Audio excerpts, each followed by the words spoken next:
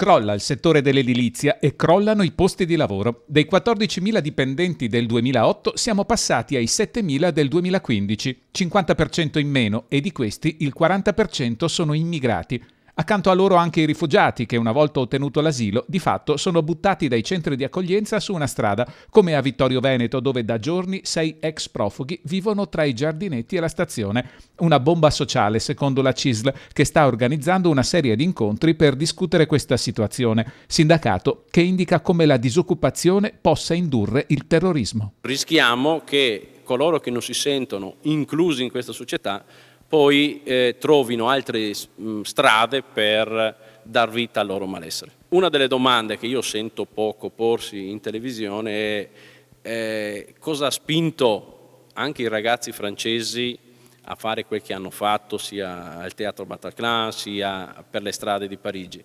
Cioè cercare di capire qual è quello stato di insicurezza, di precarietà, di ingiustizia sociale che queste persone vivono, che poi le porta a fare queste cose folli